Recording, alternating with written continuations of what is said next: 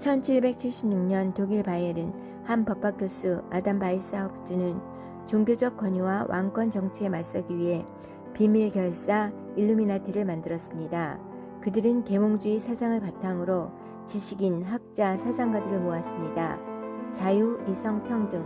그들의 목표는 단 하나였습니다. 그들의 권력이 억압에서 벗어난 새로운 세상. 하지만 세상은 그들을 두려워했습니다. 왕정과 교회는 이들을 탄압했고 결국 1785년 일루미나티는 강제로 해산됩니다. 그러나 그 이름은 사라지지 않았습니다. 시간이 흐르며 일루미나티는 전설이 되었습니다. 그리고 오늘날 사람들은 말합니다. 그들은 여전히 세상을 지배하고 있다. 비욘세, 제이지, 오바마, 일론 머스크.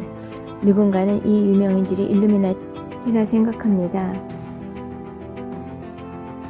그들은 보이지 않지만 모든 걸 움직인다. 정부도, 경제도, 미디어도, 심지어 전쟁과 전염병까지.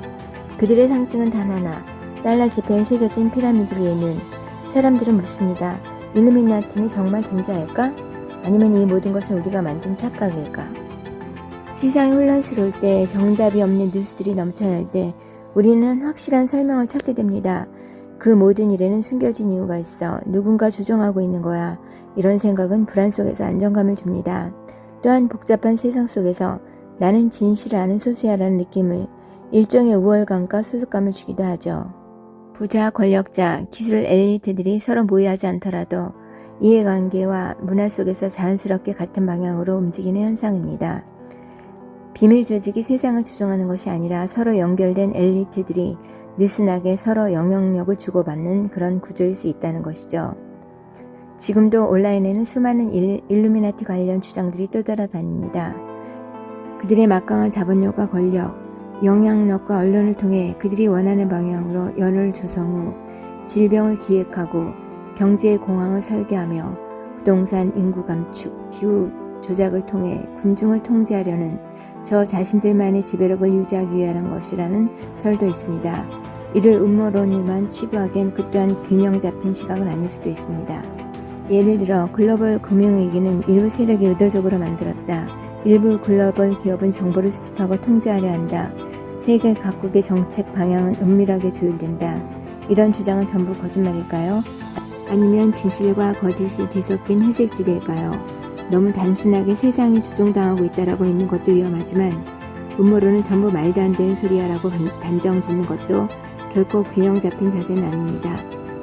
일루미나티와 관련된 이야기 중 일부는 전혀 말이 안 되는 허무맹랑한 주장도 있지만 대중적으로 회자되는 것들 중엔 생각해 볼 만한 이슈도 섞여 있습니다.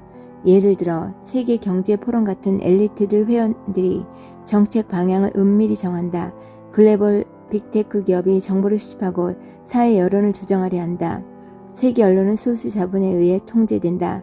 이런 주장들은 모두 거짓일 수도 있지만 완전히 터무니없다고 치부하기는 어렵습니다.